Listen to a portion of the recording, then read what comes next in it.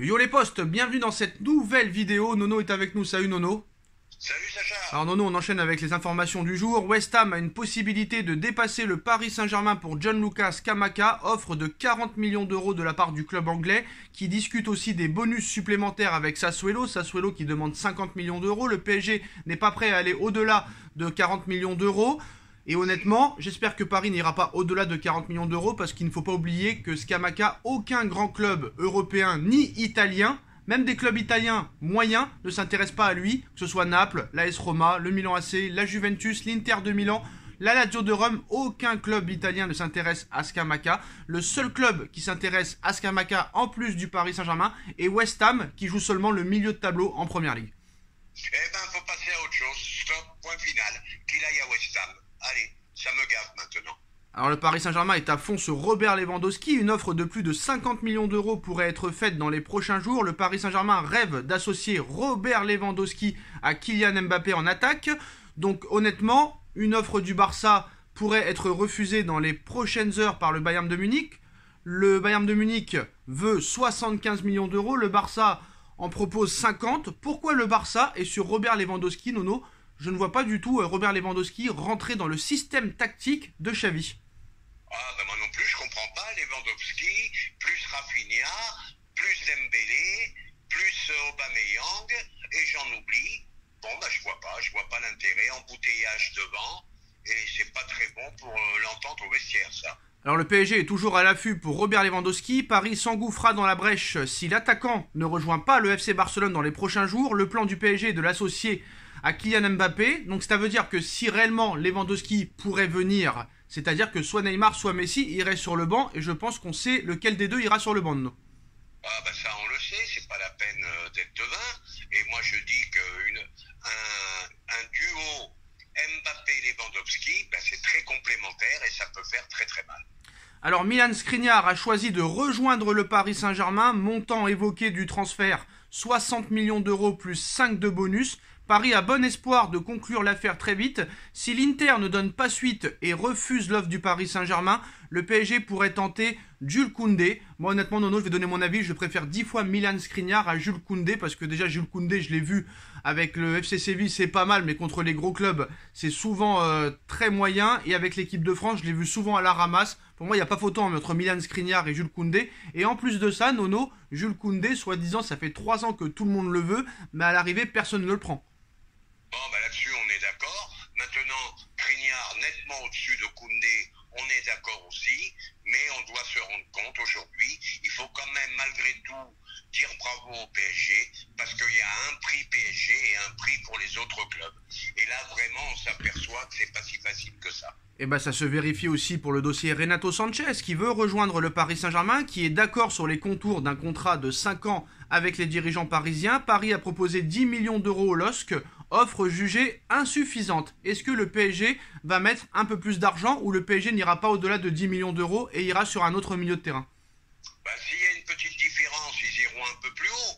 Mais ça prouve encore une fois que c'est très très dur pour Paris. Il y a vraiment, c'est tous contre Paris, quoi, hein, tout simplement. Non. Voilà.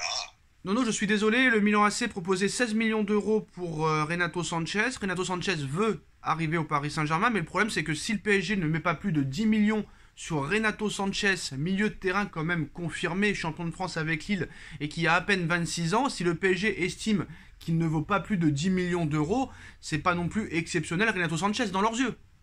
Ouais, mais ils ont compris qu'il faut plus dépenser n'importe comment. En plus, ils ont l'avantage. Renato Sanchez ne veut entendre parler que du PSG. Donc voilà, quoi. Mais le problème, Nono, par rapport aux joueurs. Bon, ben maintenant, il va falloir faire un petit effort pour lui. Mais le problème, Nono, c'est qu'avec le PSG, c'est tout ou rien. Ils sont prêts à mettre des 50 ou des 40 millions d'euros sur un joueur inconnu de Serie A qui a fait la plupart de sa carrière en Série B, mais ils sont pas prêts à mettre 2-3 millions ou 5 millions d'euros de plus sur un joueur jeune comme Renato Sanchez qui est confirmé à ce poste. Donc je ne comprends pas la stratégie du Paris Saint-Germain en fait.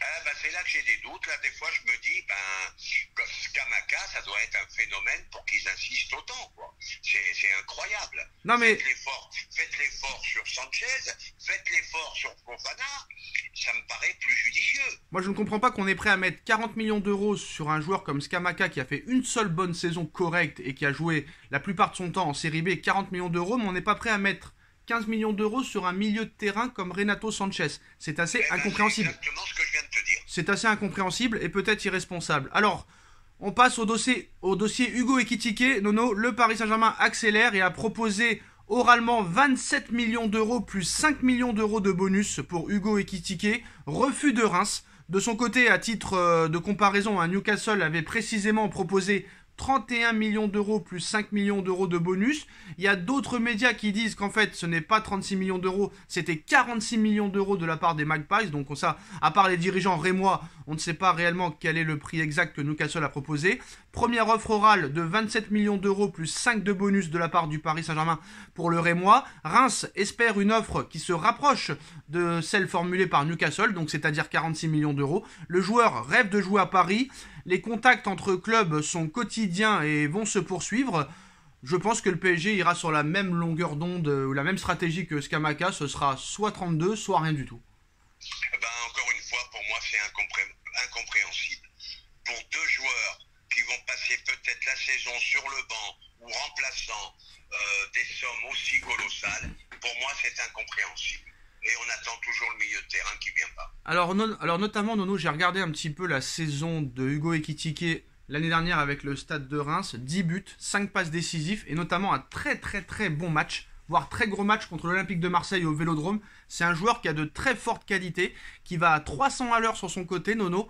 Il faut vraiment réfléchir et pas se tromper parce que honnêtement moi j'irais d'abord sur lui plutôt que Scamacca parce qu'il va à 300 à l'heure et il a une vision du but qui est assez intéressante, hein. Ah, ben je suis d'accord avec toi. Ouais. Pour lui, je ferai peut-être l'effort. Ouais. Pour Scamacca, je le fais pas. Ah, Scamacca, moi je laisserais tomber. Moi je proposerais, honnêtement, je te dis la vérité, je proposerais 25 millions d'euros pour Scamacca et pas plus. Ça vaut pas plus. Voilà, je te le dis. Je suis entièrement d'accord avec toi. Et je te le dis et je te le répète, à moins que ça soit nous qui comprenons rien, que les recruteurs ont vu quelque chose qu'on n'a pas vu, à moins que ça soit un phénomène, je comprends pas qu'ils insistent comme ça sur ce joueur. Moi franchement, Hugo Ekitike pour remplacer Di Maria sur le côté, je trouve ça très intéressant. Je préfère même un joueur comme ça à Ousmane Dembélé. Peut-être que ça va jaillir dans les commentaires, mais Ousmane Dembélé n'est pas un joueur fiable. Alors rien nous dit que Hugo Ekitike est fiable aussi, mais sur la saison qu'il a fait, j'ai l'impression que déjà c'est un mec qui a envie de venir au PSG, qui fait tout pour venir au PSG, et la saison qu'il a fait avec Reims, je pense qu'en venant au PSG, il peut que progresser et peut-être devenir un top joueur aux côtés de ses stars qui partiront dans quelques années comme les Léo Messi, comme les Neymar et peut-être Mbappé dans 3 ans, parce que 3 ans ça passe très vite. Moi franchement, Hugo Ekitike peut devenir vraiment un très bon joueur au Paris Saint-Germain. Comme je te le dis souvent, c'est un pari sur l'avenir. Voilà, je pense que 32 millions d'euros c'est assez raisonnable et Reims devrait accepter parce que si jamais il fait une saison pourrie, l'année prochaine il passe de 32 à 5 millions, je vous le dis. Donc voilà. En tout cas, voilà les dernières infos de ces dernières heures, de ces dernières minutes, les postos. Dites-moi en commentaire ce que vous en pensez. On like, on partage, on commente, on s'abonne. Et on se retrouve très vite pour une nouvelle vidéo. Merci Nono, merci à tous. Tchuss. Merci, tchuss.